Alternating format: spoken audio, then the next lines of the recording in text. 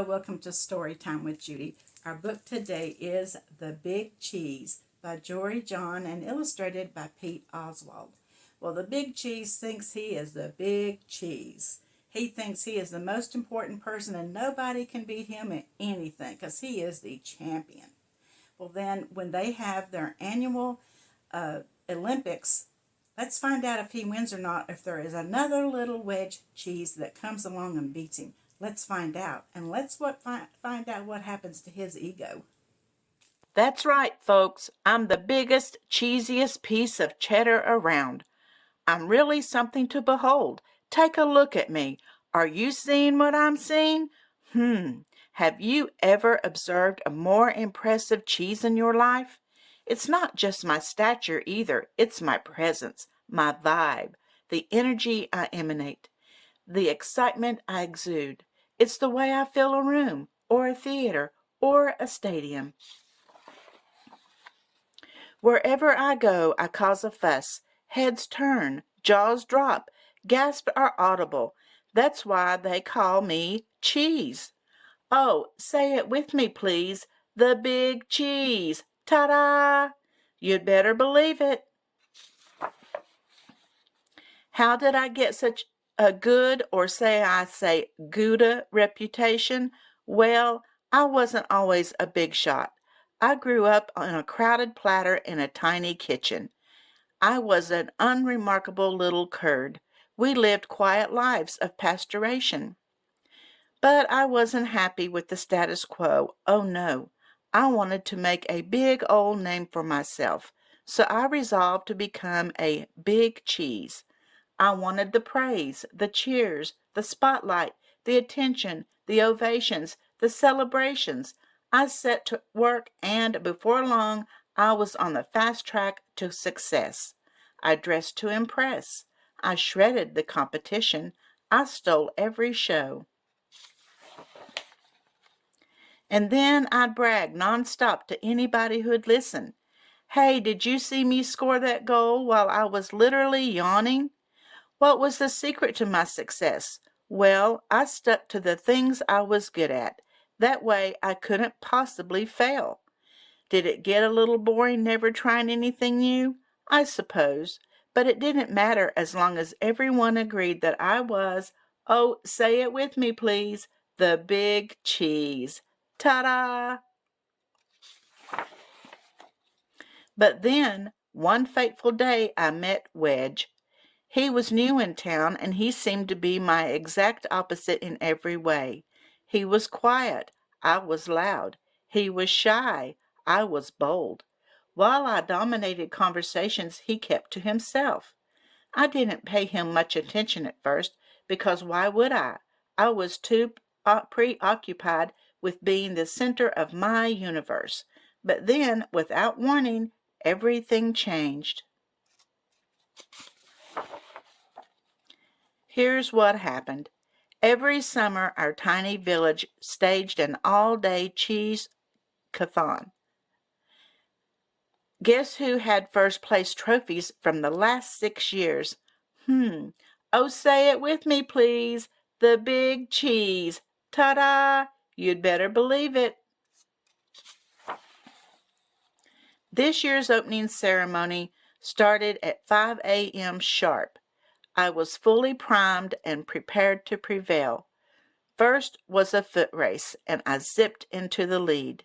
Within seconds, though, there was someone on my heels. I couldn't hear his breath, the pitter-patter of his agile feet. It was Wedge. I could not believe it. Oh, he was fast. Not just fast, but skilled, disciplined. He paced himself. We were neck and neck for most of the race, but when I slipped on a rogue pebble, Wedge swerved, sped up, and beat me by a nose, a cheese nose. For the first time, I'd come in second place. Oh, the indignity! But there was no time to sulk because the next leg of the competition had already started. It was a game of chess. Before I could blink or think, Wedge had taken my king in 4 moves, and while I was busy protesting to the judges, he had already moved on. The following events were a blur of loss after humiliating loss.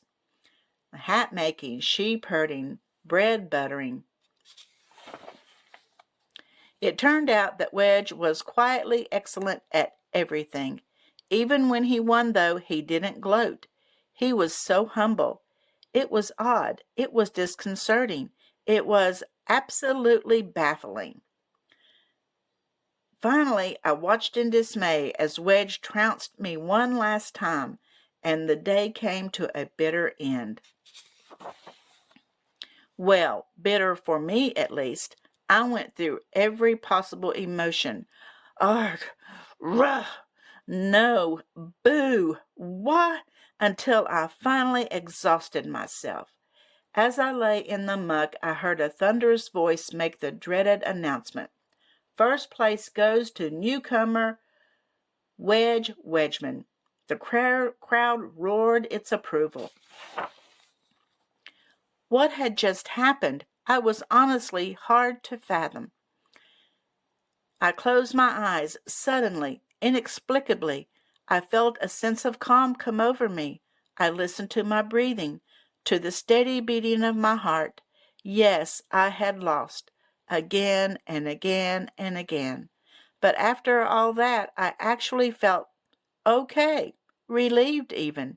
I suddenly knew that my world wasn't going to crumble. I picked myself up, I dusted myself off, and I headed home. Before too long, I spotted Wedge. He wasn't busy celebrating or bragging. He was just watching the stream go by. He looked content. We chatted for a bit. It turned out that Wedge had a fascinating life story. I found myself getting caught up in the great conversation, a conversation that wasn't all about me. Huh? That day I realized something. Maybe it didn't matter if I wasn't the best at everything.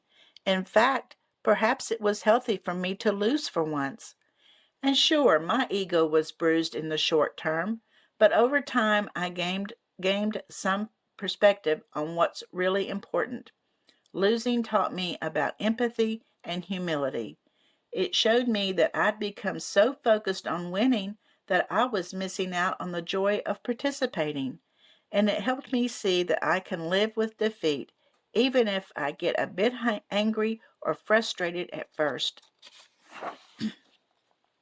These days, I'm trying not to worry about whether I win or lose. I don't have to impress everyone all the time. I let others have the spotlight.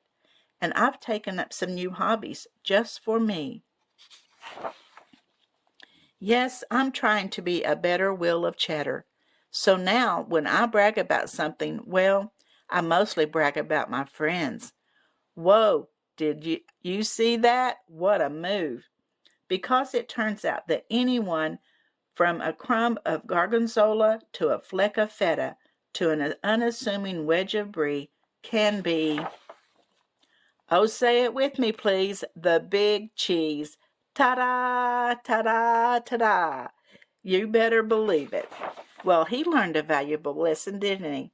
Number one, that you don't always have to win and you don't always have to be number one. Sometimes you can let your friends be number one, can't you? And you'll be happier for it. I hope that you enjoyed this story, and I'll see you again tomorrow. And don't forget to like and subscribe.